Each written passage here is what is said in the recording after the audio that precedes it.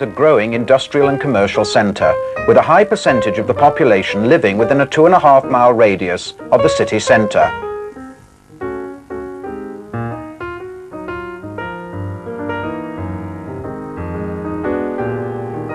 Traffic congestion was a problem, and several attempts were made to promote an underground railway. This culminated in the Glasgow District Subway Company opening a 6.5-mile circular line on the 14th of December 1896. In the following year, over 9.5 million passengers were carried. Built to a 4-foot track gauge, the line comprised two unconnected circles, running side by side, known as the outer and inner circles. There were no points or sidings. The tunnels were constructed to an 11-foot diameter, and the steepest gradient was 1 in 18. There were 15 stations, all with island platforms. The line opened with cable traction, with power being supplied from a winding house in Scotland Street, east of Shields Road Station. Trains were propelled by gripping the continuous cable when they wished to proceed and letting go on arrival at stations. One of the grip mechanisms is shown here. It is now on display at the Glasgow Transport Museum. The cable ran at a constant speed of 13 miles per hour, giving a running time of 39 minutes for a train to complete a circuit. The cable ran on a series of pulleys 2 inches above rail level at the centre of the track. The original fleet of 30 gripper bogie cars numbered 1 to 30 was built by the Oldbury Carriage and Wagon Company of Birmingham. In 1898, these were supplemented by 24 four-wheeled trailers built by Hurst Nelson of Motherwell. These gave poor riding, and later 14 were lengthened and converted to bogie trailers, the remainder being scrapped. 4 more gripper cars were acquired in 1901 and a further 2 in 1913, all to the original design. This brought the total cars built for the system to 60. Trains operated with 1 gripper car and 1 trailer. The car shed was at Broomlone Road, Goodden, and access to the running lines was made by raising and lowering cars through an aperture in the workshop floor by means of a 22.5-ton capacity travelling crane. From 1922, the underground was operated by Glasgow Corporation, the livery being red and cream.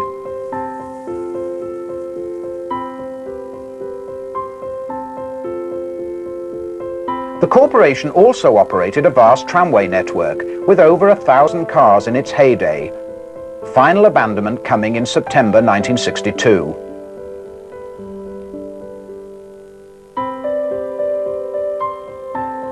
Power to the underground was supplied from existing tramway substations, which were fed by 6,600-volt feeder cables.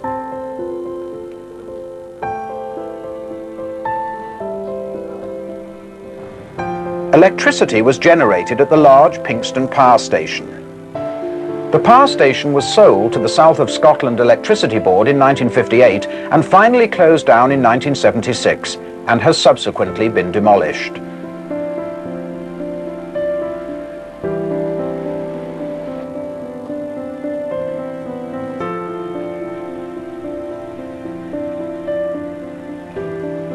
From just before the Second World War, the ticket offices had employed cinema-style automatic equipment. Stairs led down to the platform level.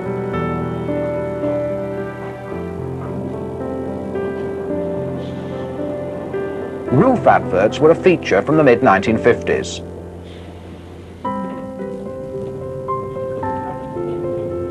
Note the name Corporation Transport on the side of the cars, together with the Glasgow coat of arms.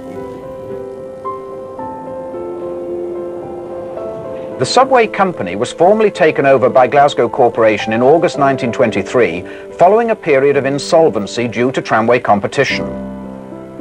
Car 60 was used in experiments with electric traction in 1932, and the system was electrified in 1935, with the gripper cars converted to electric motor cars. The last cable train running on the 30th of November 1935.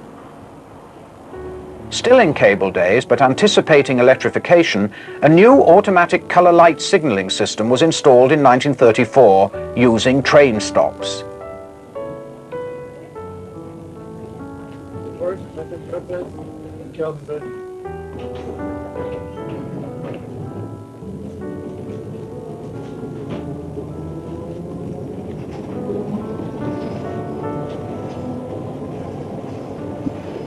The car depot and workshops were at Broomlone Road, and cars had to be lifted out of the running tunnels to gain access. A freshly painted car is winched along, lifted and turned by the overhead crane. Repainting took 5 weeks and comprised 2 coats of undercoat, 2 coats of gloss and a final coat of varnish.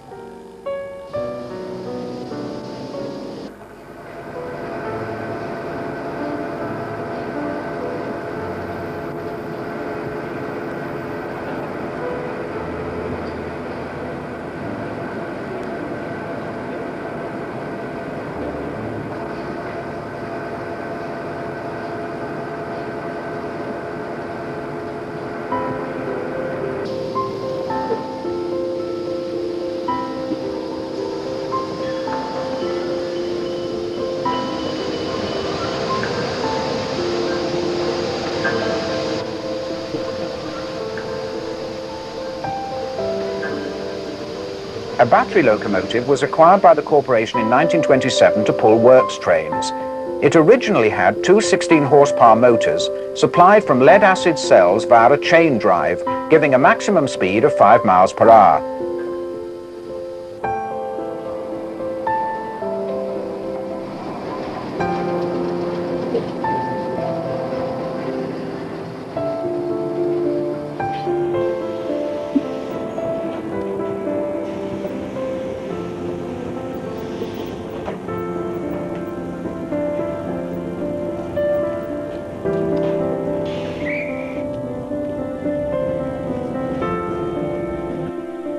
Some early film shows engineering work on the subway.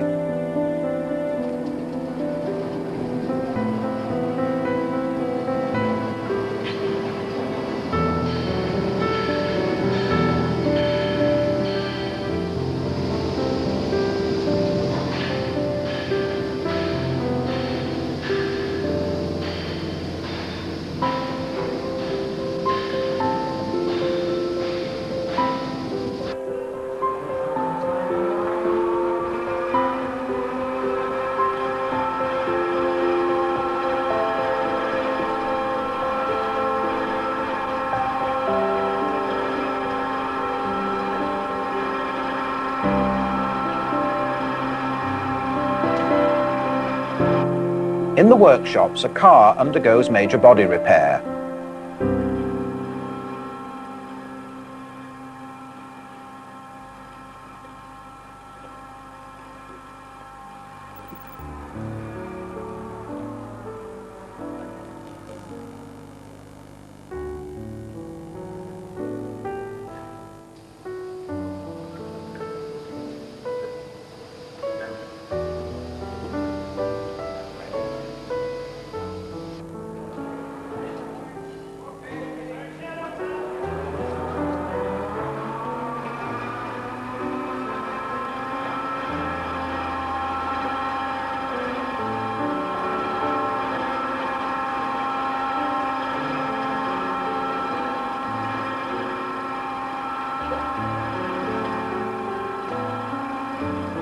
A compressor and an open wagon are lowered into the tunnels.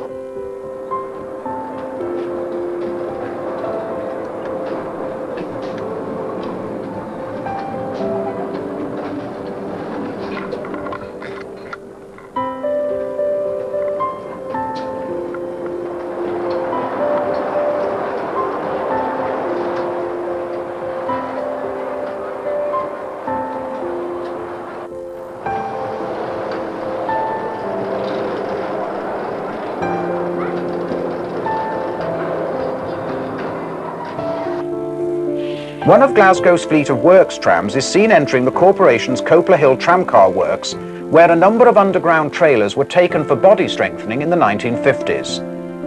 Old age had caused them to bow.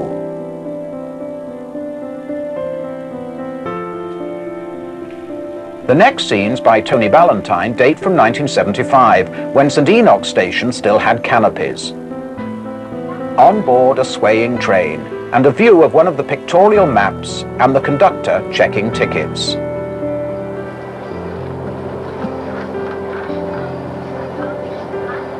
Kinning Park Station, with shafts of sunlight helping to brighten up the scene. One thing it is impossible to reproduce is the characteristic smell of the underground, which was said to have come from the lubricants used on the cable in former days. To others, it was just dank and musty.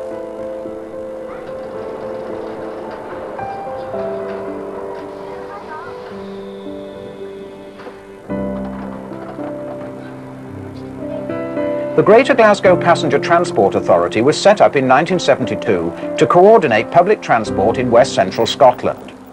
The Passenger Transport Executive set up by this body then took over Glasgow Corporation Transport, including the Underground.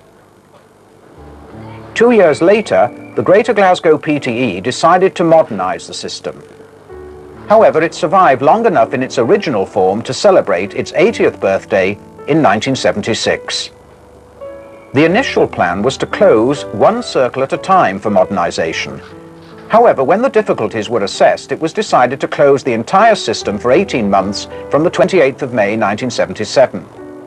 Due to cracks appearing in the roof at Govan Cross, the system closed prematurely in the March, reopened briefly at the beginning of May, then due to further cracks closed unexpectedly a week earlier on the 21st of May. Many people were unable to take a last ride, and specially printed commemorative tickets were never issued. A specimen is reproduced on the cover of this videotape. West Street, which then had the reputation of being the quietest station on the system. It was closed on Sundays for a period during and after the war and was known by the staff as the Boneyard.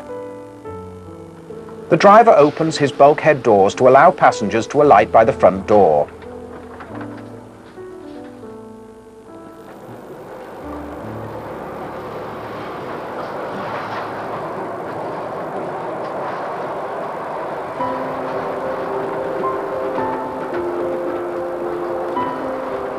This car has modified bulkheads and fluorescent lighting.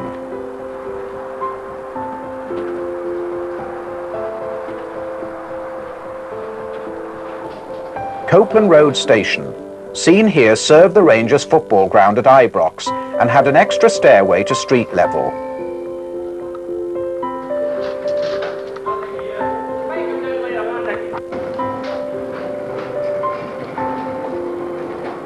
Normal operation was with two-car trains with the motor car leading a trailer. Doors were only fitted to one side of the cars.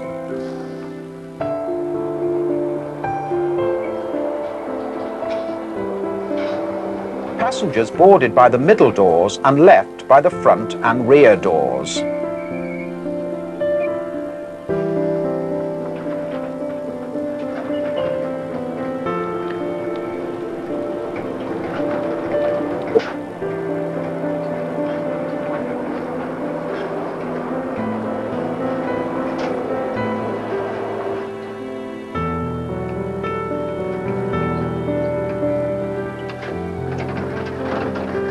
Passenger numbers peaked in 1949 at over 37 million, but had declined to 13 million by the time this was filmed. The decline of shipbuilding and heavy industry, slum clearance, and movement of people out of the inner suburbs to new housing schemes were the main causes of this decline.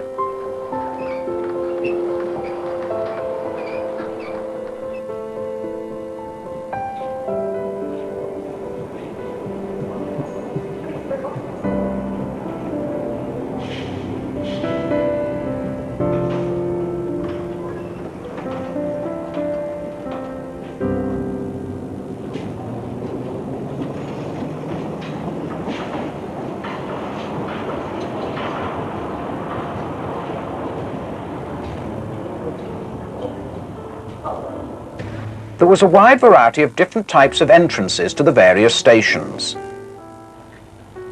St George's Cross had a modern entrance opened in 1971 as part of a redevelopment, whilst Buchanan Street was in the centre of a row of small shops and was some way from the main line station of the same name. West Street, which could easily have been mistaken for a public lavatory, was adjacent to the suburban electrified BR network. Shields Road stood in splendid isolation, following the demolition of all the buildings that formerly surrounded it for a motorway scheme. Govan Cross were modernised in 1953. A distant view of the Broomloan Road depot leads to the workshops. Trains were lifted from the tunnels for maintenance every 10 days and returned to the opposite circle to equalise wheel wear. All the trains were parked in the tunnels flanking the pit leading to the car sheds at night.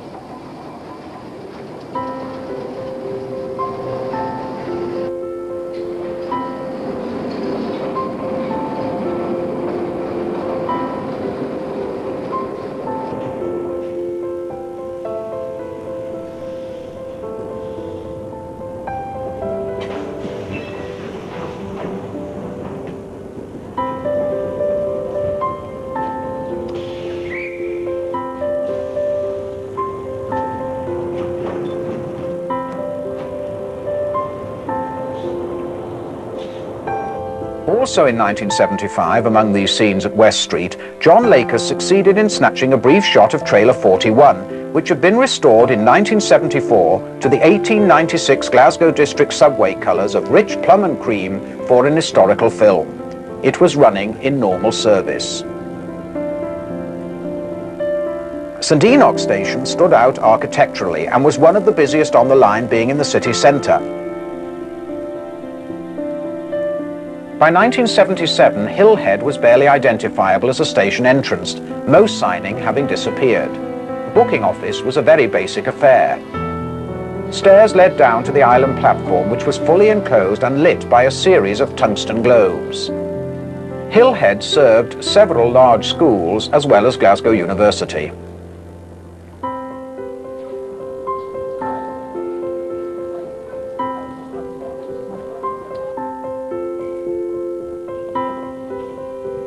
Because of the local topography, the line reached its greatest depth between Hillhead and Kelvin Bridge at 155 feet.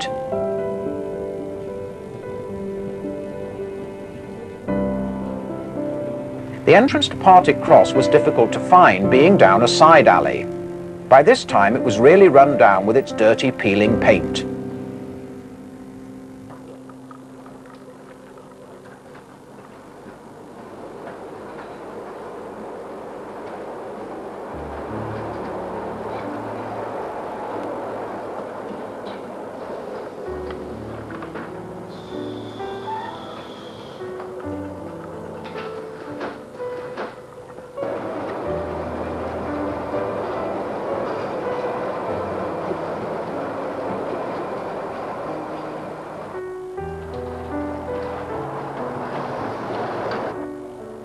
The motor cars were fitted with 4 60-horsepower motors and Westinghouse air brakes. A number of trailer cars retained their original lattice gates until closure.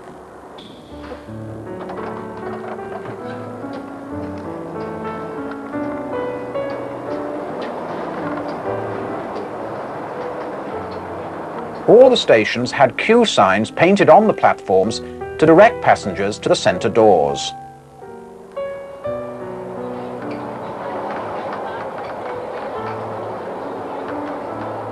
On board one of the creaking 1896 cars, and a look out of the back of the trailer on the inner circle from Govan Cross to Buchanan Street.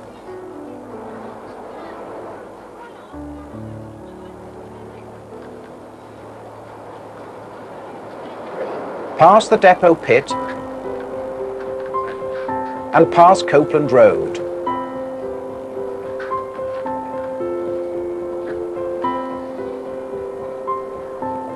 Cessnock,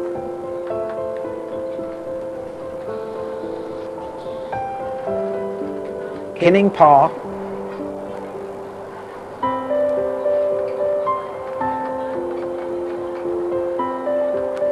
West Street,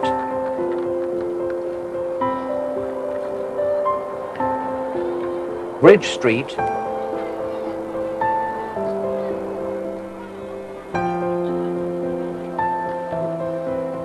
St Enoch, where another train is passing,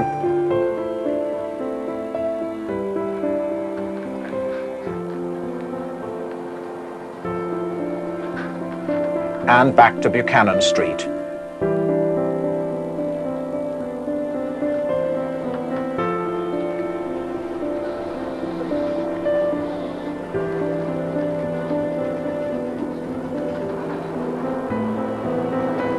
By 1977, the exterior of Bridge Street stood in a wasteland following demolition of all the buildings in the vicinity, and an old poster was a reminder of better times.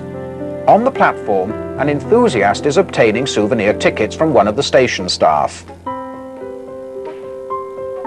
The underground staff, many of whom had originally worked on the trams, wore tramway caps and uniform badges and were known as moles by their surface colleagues. When the subway first opened, all the roof panels at this type of station were glass, making them much lighter.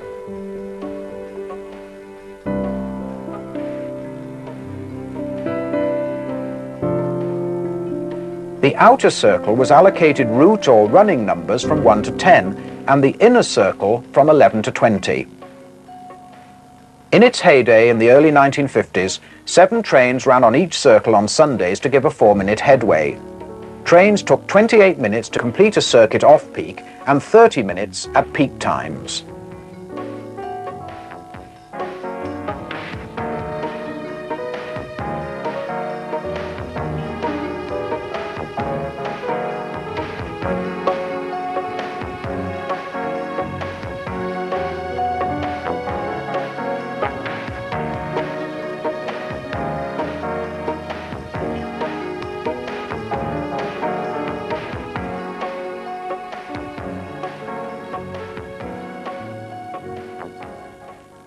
From the beginning in cable days, the lighting in the cars used an AC supply. It was collected from 2 steel rails mounted on the tunnel wall by 2 sprung arms fitted with T-iron pickup skids.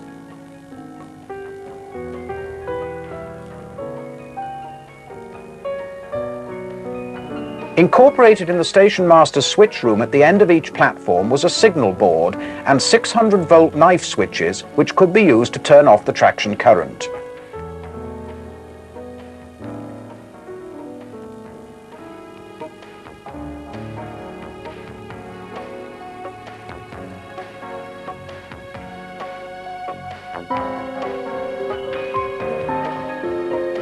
Car 39 was cut down and restored as a 4-wheel trailer for display in the Transport Museum when the line was modernized.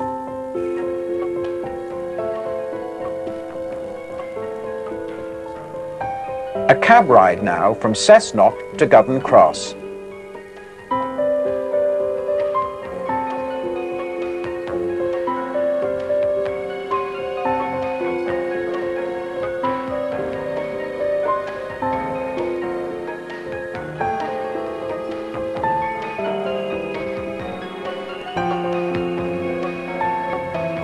Passing Copeland Road, John Laker suffered an injury at the latter station as the driver's door closed without warning, pushing the camera vision finder into his eye.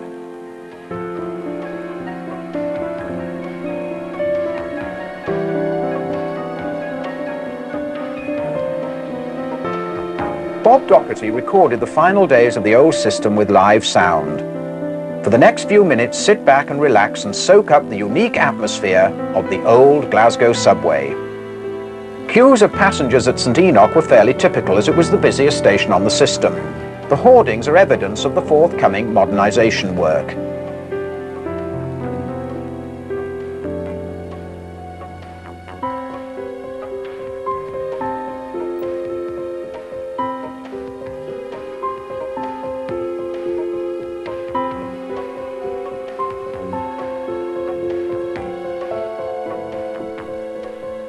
Down below, an approaching train bursts into the platform with the characteristic exhaust of its Westinghouse air brakes.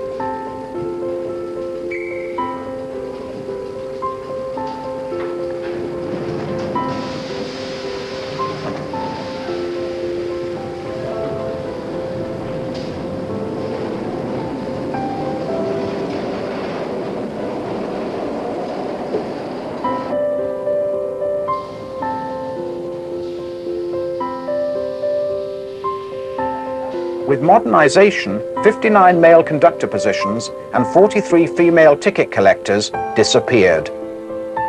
In 1982, 288 people were still employed on the subway.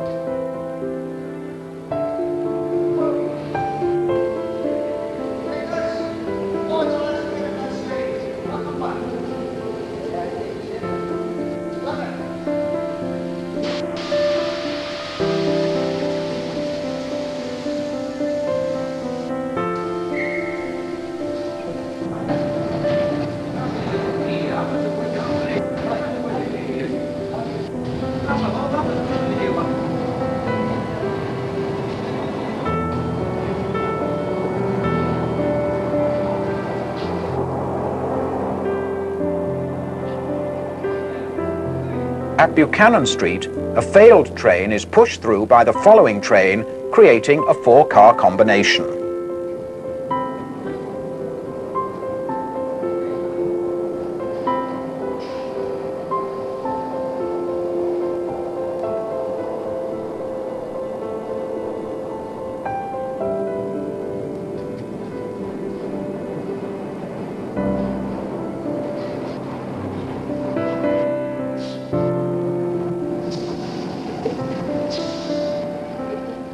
The driver would open up his bulkhead doors to see if anyone wished to leave.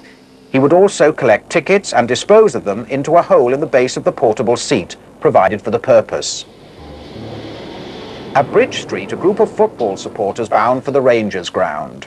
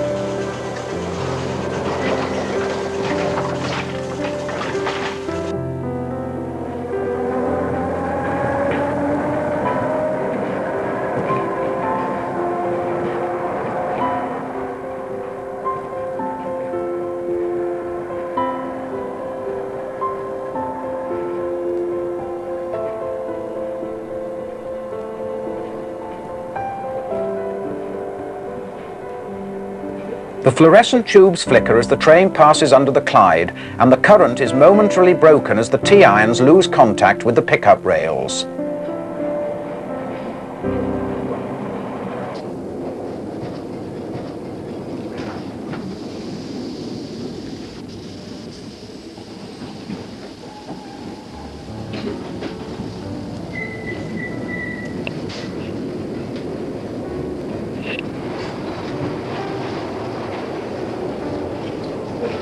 Passing the depot pit.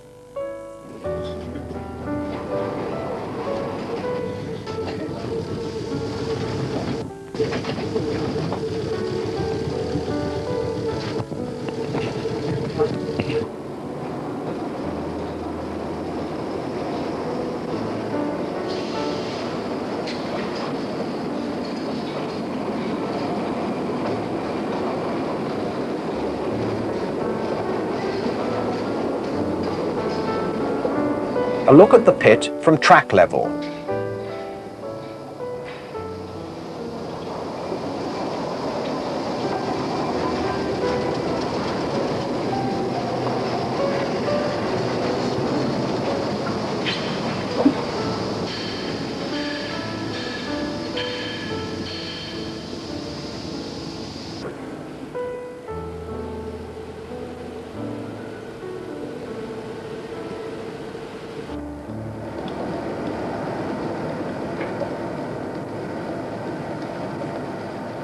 Cars were moved around the workshop by rope and capstan.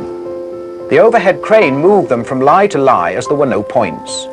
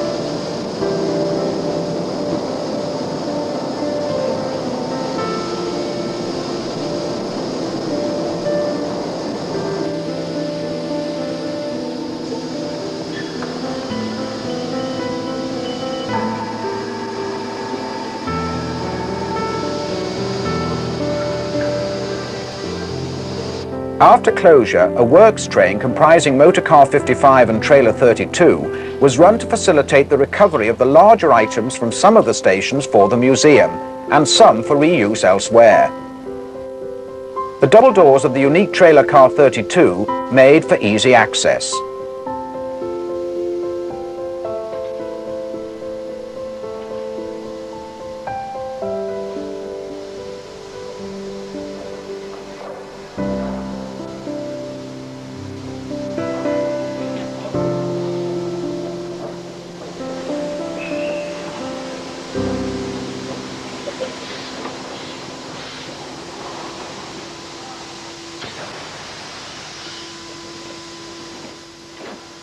When the run was completed, car 32 was raised first.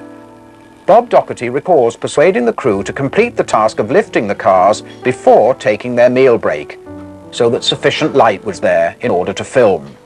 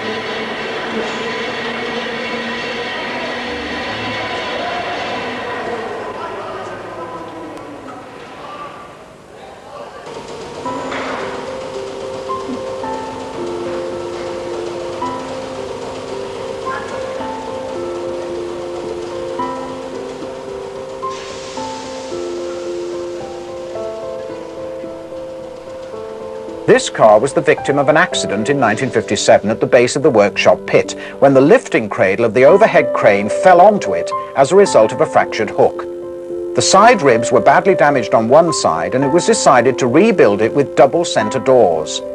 It was often used as the centre car of a three-car formation known as the Sputnik.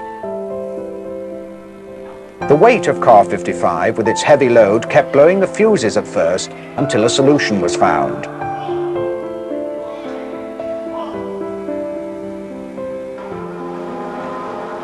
Eventually, the car lifted.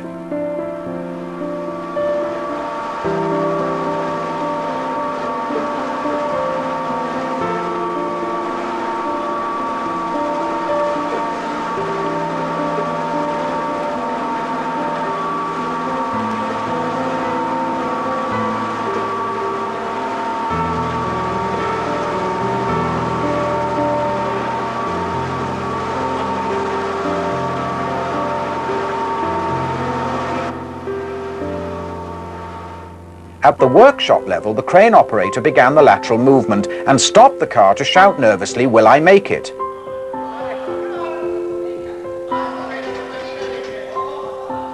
"55 hung momentarily in mid-air, swinging precariously for a second, a monument to a way of life that was soon to come to an end. "Aye, you'll make it," came the derisory reply from the fitters as the car swung over the workshop floor and was lowered to the track for the last time. The last of the old cars had left the tunnels. These original cars had completed over 81 years of regular service. That's a better view. Oh, you're much more pleasant than that.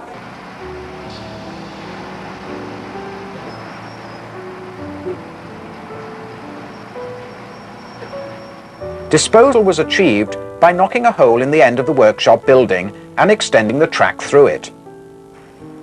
A car emerges blinking into the sun, probably for the first time since it was built in 1896, although some had to go through the city by low loader to Copler Hill Car Works for body strengthening in the late 1950s and early 1960s.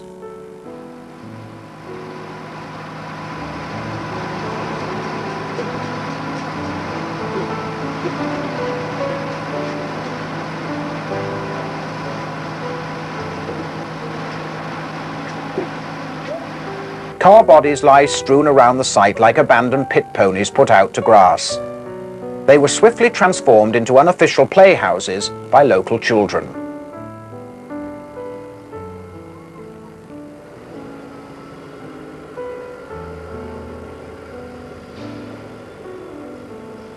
Most of the vehicles no longer required were taken to Arnott Young and Company Shipbreakers Limited at Dalmuir for burning.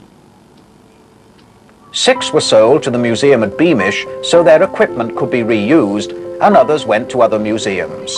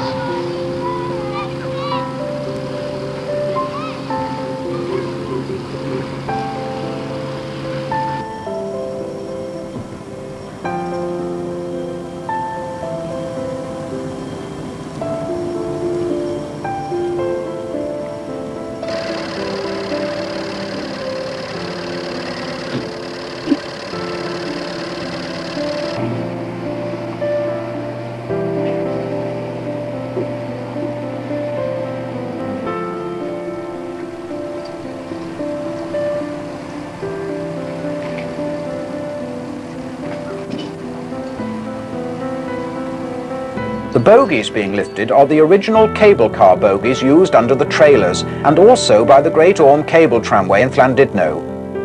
Their rolling stock was also built by Hearst Nelson at approximately the same time.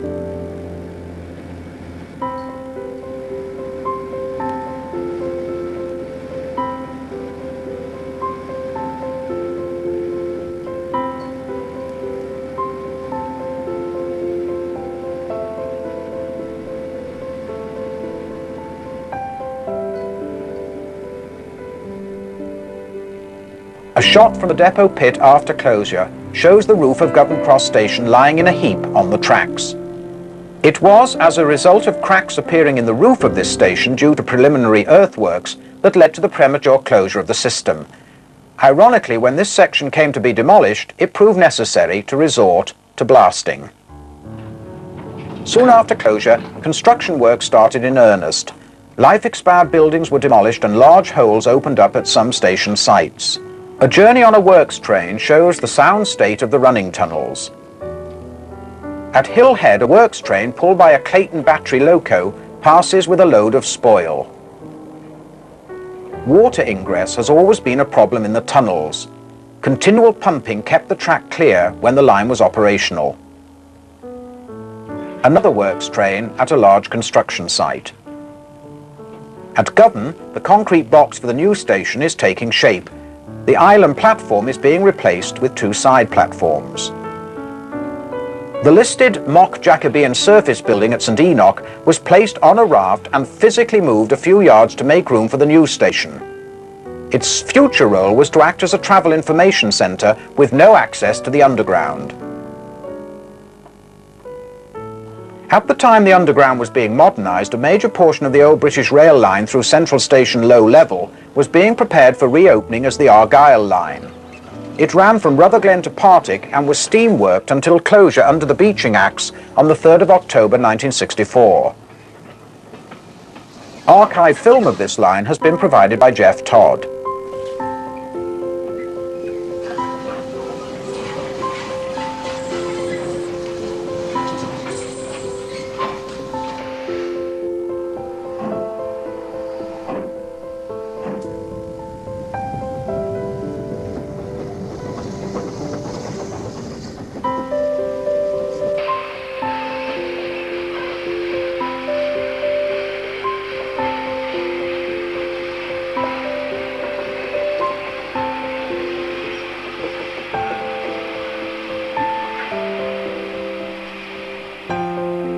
For many years, the line had lain unused until plans were developed to reopen and electrify 4.77 miles as a means of connecting the electrified suburban lines in the southeast to those on the north of the Clyde. On Argyll Street, work is in hand to replace the roof of the tunnel.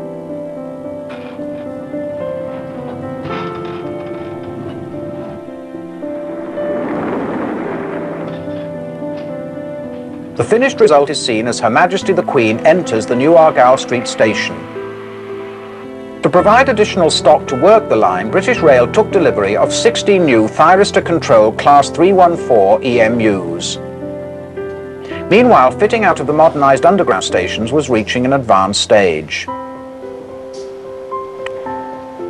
To familiarise the public with what was planned, a mock-up of one of the new cars had been displayed in 1975, together with a mock-up of a station.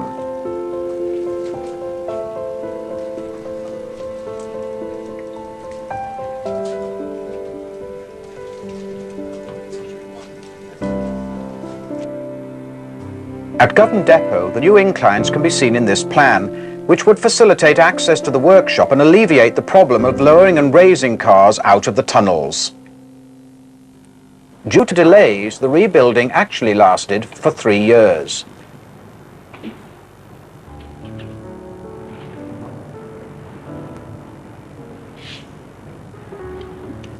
The first 4 of the new cars were delivered in May 1978, and one of them is seen undergoing the very first trials on the 500-metre test track constructed adjacent to the depot at Govan.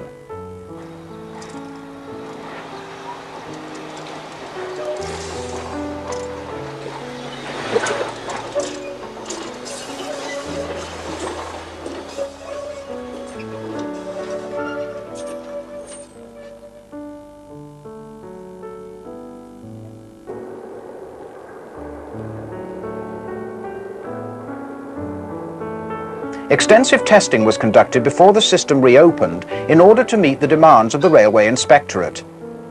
Ghost running is seen here at the rebuilt Buchanan Street station. 2 passenger conveyors linked the underground with the British Rail Queen Street concourse.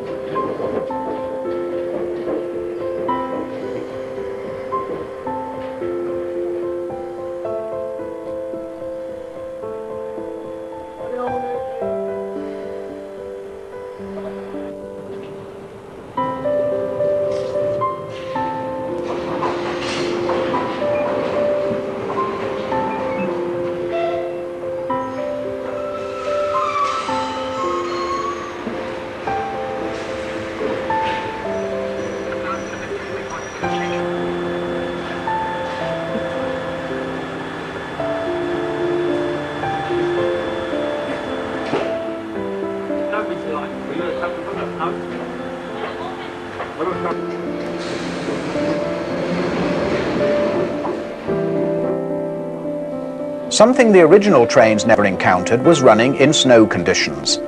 Here, a new train runs up and down the depot yard, producing some spectacular arcing.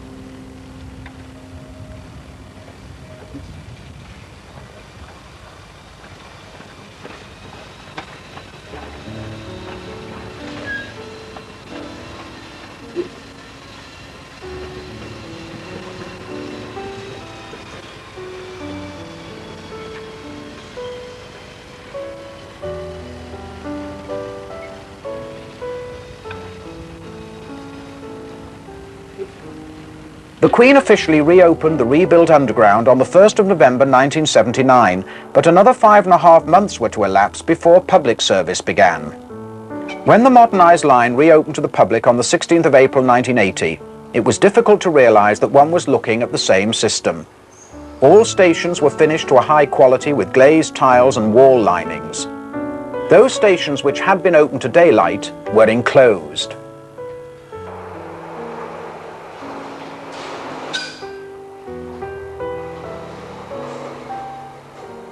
The new rolling stock consisted of 33 driving motor cars numbered 101 to 133, which ran coupled back-to-back to form two-car trains. These are fitted for automatic train operation. Each car has 36 seats and standing room for 54. Unlike the old stock, cars have doors on both sides.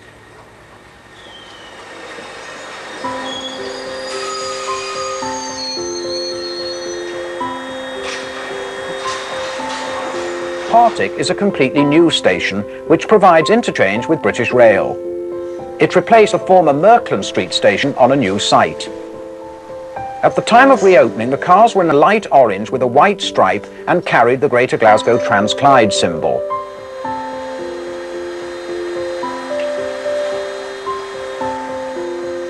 The station at Govan Cross was completely rebuilt with side platforms and renamed Govan. St Enoch was rebuilt in a similar manner. Platform lengths were increased to accommodate longer trains to allow for traffic growth. In fact, by November 1980, only months after the opening, a few three-car trains were operated. Two more stations to be renamed were Partick Cross, which became Kelvin Hall, Copeland Road, which became Ibrox.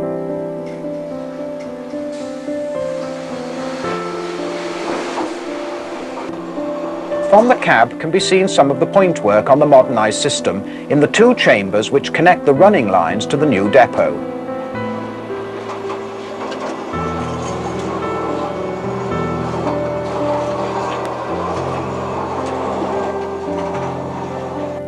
In 1992, a train emerges from the running tunnels up to the depot access ramp. Trains run into one of two head shunts before reversing onto the depot track fan. Note that the livery has now changed to a darker shade known as Strathclyde Transport Red and no longer has a white stripe. A black surround is now applied to the side windows.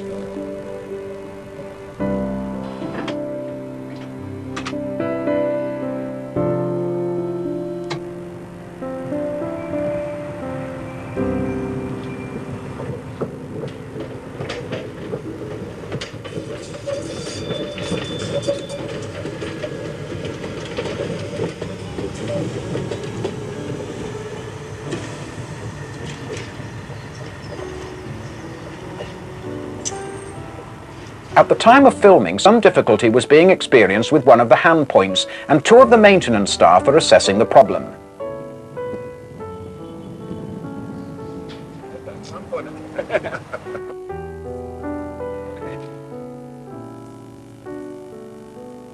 Are you going to look at it?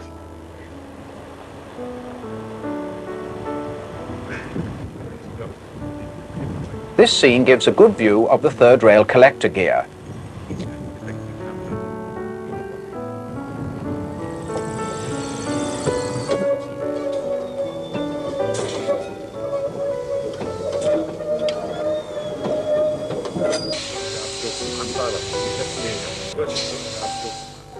The depot is supplied with a modern drive-through train washing plant. The only time the trains are exposed to the elements is when they enter and leave the depot.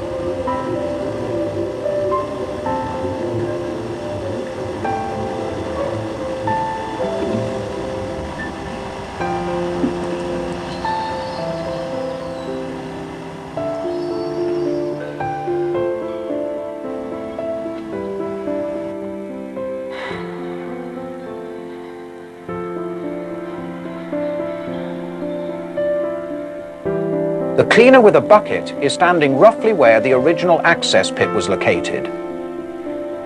The old workshops have been incorporated into the new depot complex and form the running shed. In addition to the washing plant, a washing bay is incorporated in the running shed.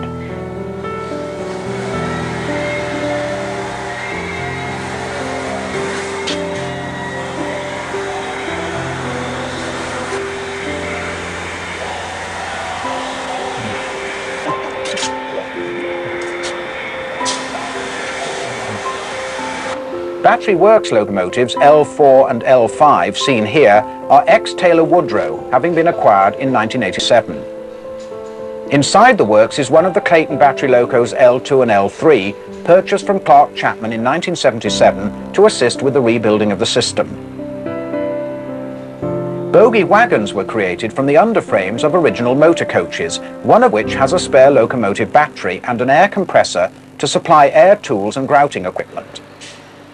Car bodies are removed from their bogies during heavy overhauls and placed on accommodation bogies.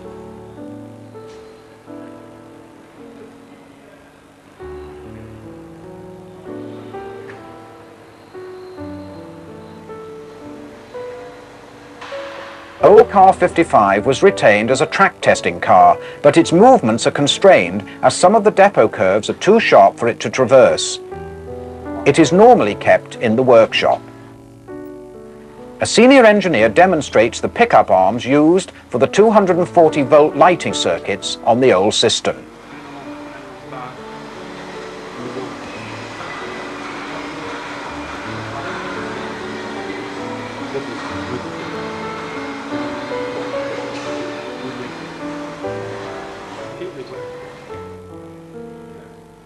Traffic levels on the modernised underground have grown steadily and by 1992 had reached 14 million. To cope with this growth, 8 trailer cars, 201 to 208, were ordered to enable more 3-car trains to be formed to give a 50% increase in capacity. The first, 201, is seen marshalled between 2 motor cars. These trailers are being assembled at the Andrew Barclay Works in Kilmarnock by the Hunslet Group. The current collector gear on the new car is shown here.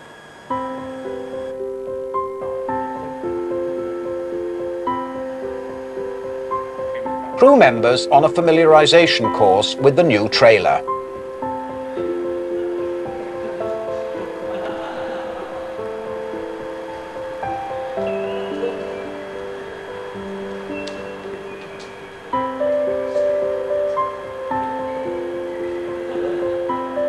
The shed doors are raised to enable the 3-car set to be shunted into the depot yard.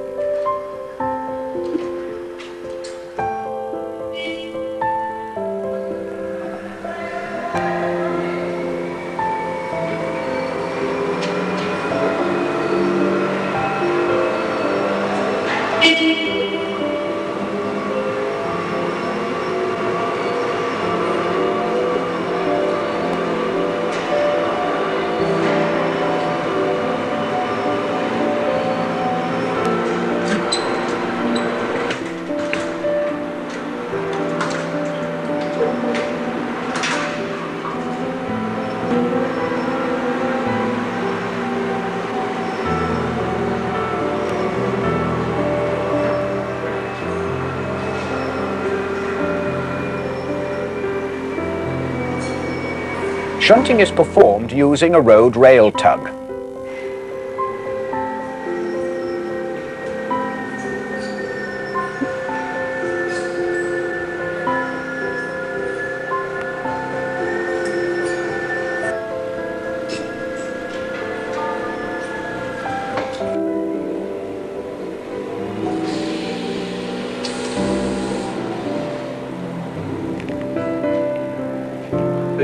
You got the arm French.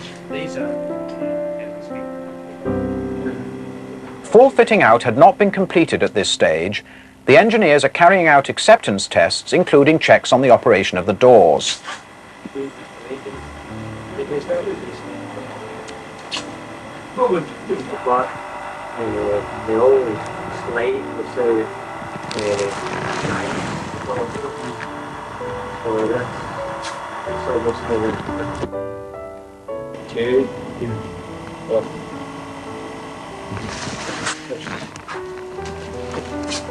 Variation in some of them.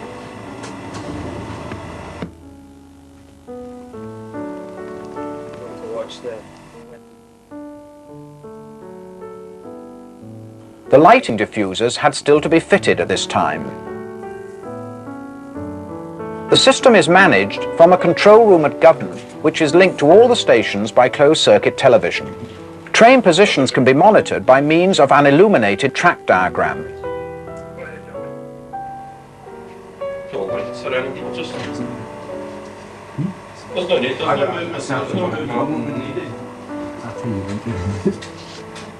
It's on the weekend. This is from Jim. He's asking to look at the hand point 8. Thank you very much. Roger. Did you require power off there on the lights school?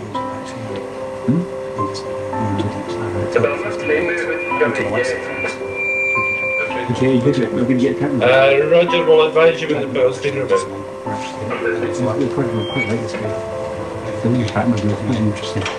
We'll just kill the lot, Eddie.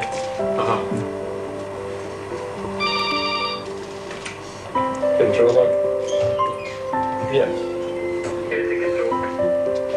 Another illuminated panel covers the power distribution system. 5 substations supply the underground at 600 volts DC. The ramp giving access to the tunnels can be viewed on this TV screen.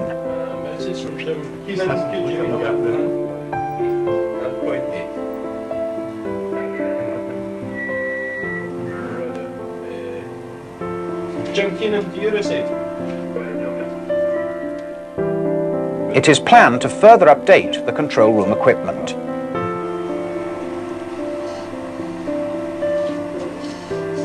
Pourquoi?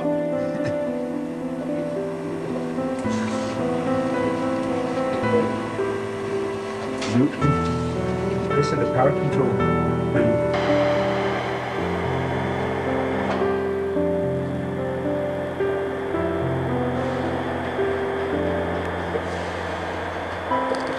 Inside the running shed, a lady train driver arrives to take out one of the P-car extras. More than half the underground's drivers are now female. She enters by the train door and puts up the train running number board.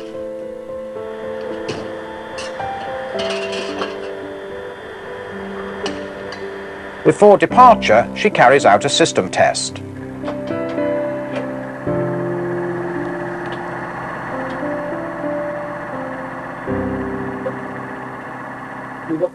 Pressure.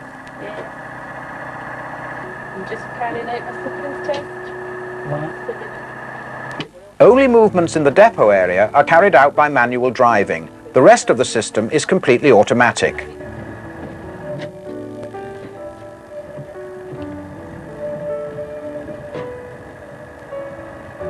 Peak hour extras for the inner and outer circles often enter service at the same time on parallel tracks. While the two trains stand together in the head shunts, the drivers have an opportunity for a chat. 8, 9, 6, 7. It's not bad. As the train enters service down the ramp, it is still driven in manual mode at this stage.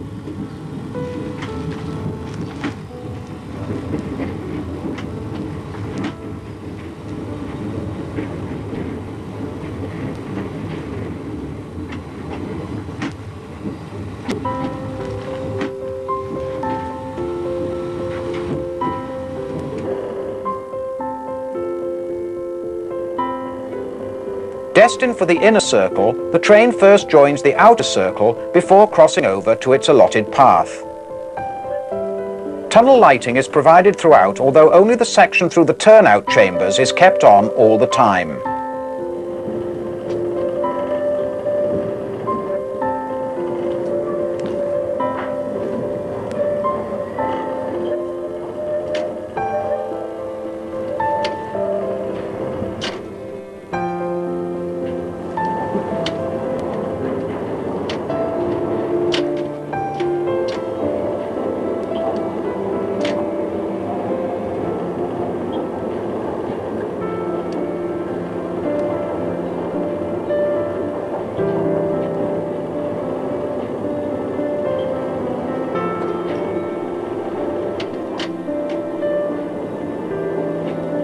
The first station after entering service on the inner circle is Ibrox.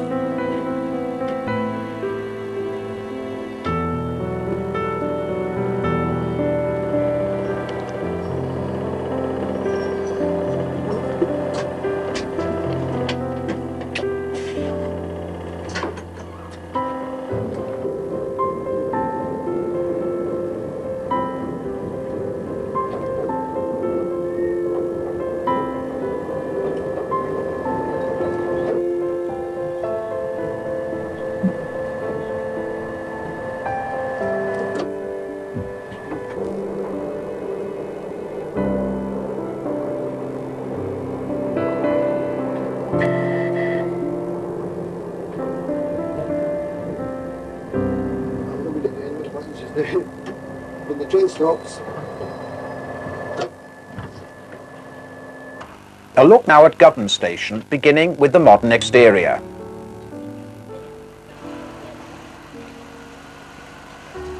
Ticket barriers are provided at all stations and for entry operate in a similar manner to central London.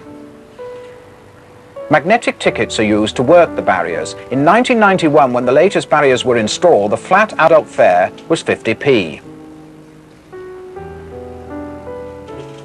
At the lower level, the spacious side platforms are a far cry from the original cramped island platforms. Crew shift changes occur at this point.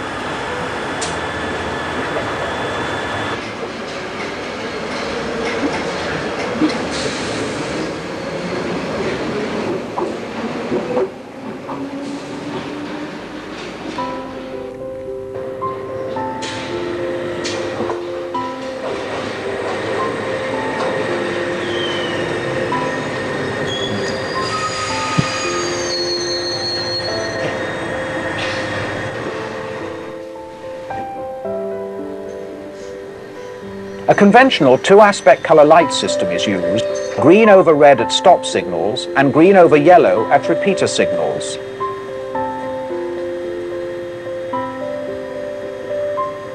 Automatic train stops are fitted at all stop signals, which operate trip cocks on the trains to apply the air brake. The double T sign is activated as a trip cock test for our camera.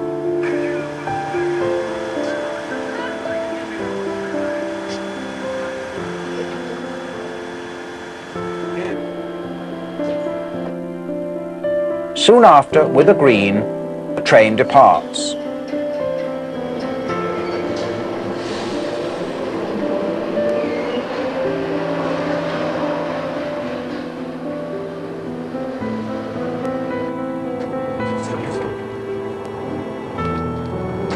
On another train, a journey through the two chambers providing access to the depot and workshops, and beyond can just be made out the site of the old pit.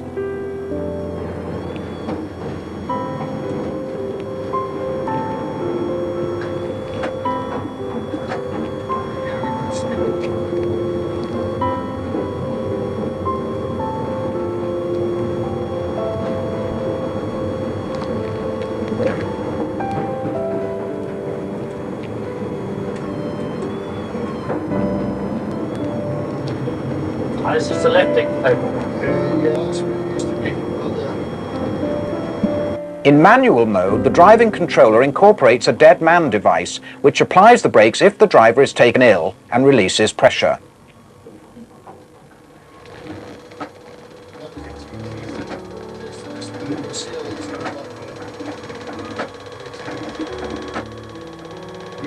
Oh yeah. Another of the Underground's lady drivers. Note how she lowers the window to check that all the passengers are aboard before closing the doors. She then closes the window, which is interlocked with the train controls, to avoid the risk of accident, before she presses the two buttons to start the train in automatic mode.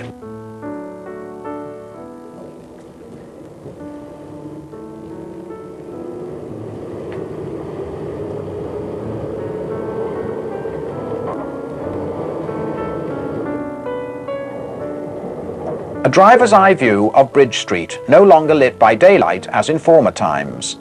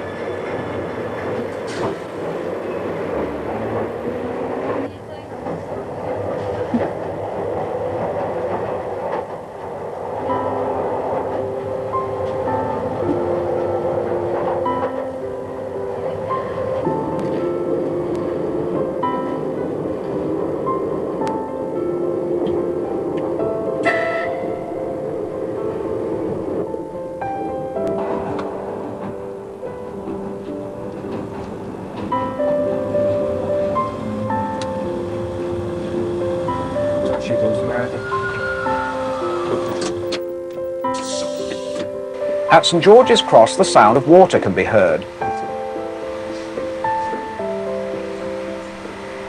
The line has a system of modern high-capacity pumps and drains to deal with the ever-present seepage.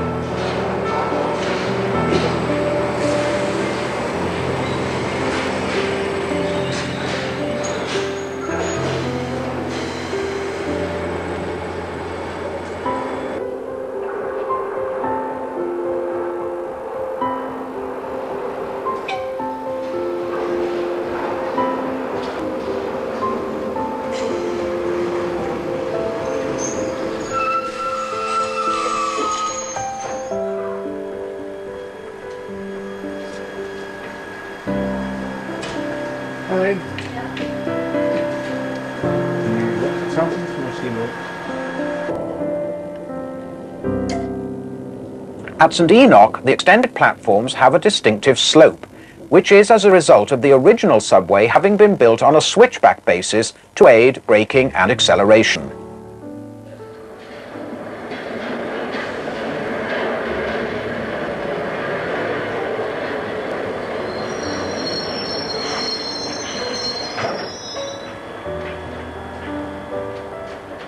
Being quite a small self-contained railway, all the inspectors and drivers are on friendly terms. Anytime you're ready, Jackie. You ready, Jackie?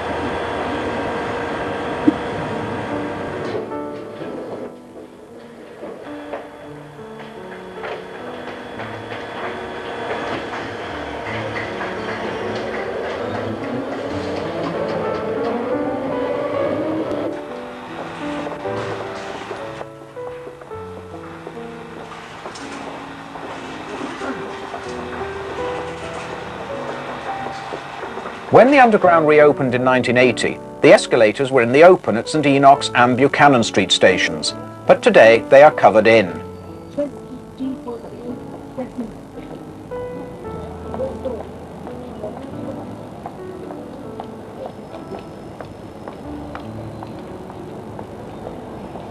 The old St Enoch station entrance still stands in the city centre to remind one of the old Victorian engineers who would be in their boardroom upstairs.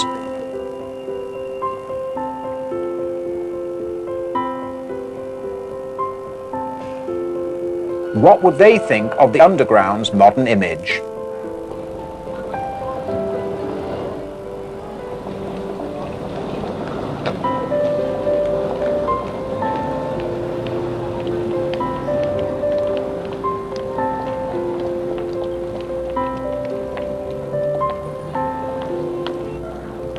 The clean and attractive images of the Underground stations invite travellers to use the line.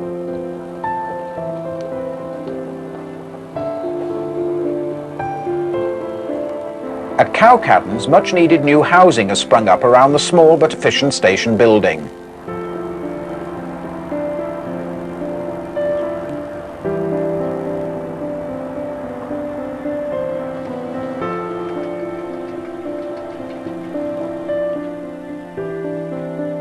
At Buchanan Street, modern escalators lead to a confrontation with former trailer car 41, which has been cut down to its original length as built for the subway company and mounted on the wall of the upper concourse of the station as a reminder of earlier times. A more comprehensive reminder of former times was housed at the former Copler Hill Transport Museum, seen here. These exhibits have since been transferred to the Kelvin Hall Transport Museum, opened in 1988.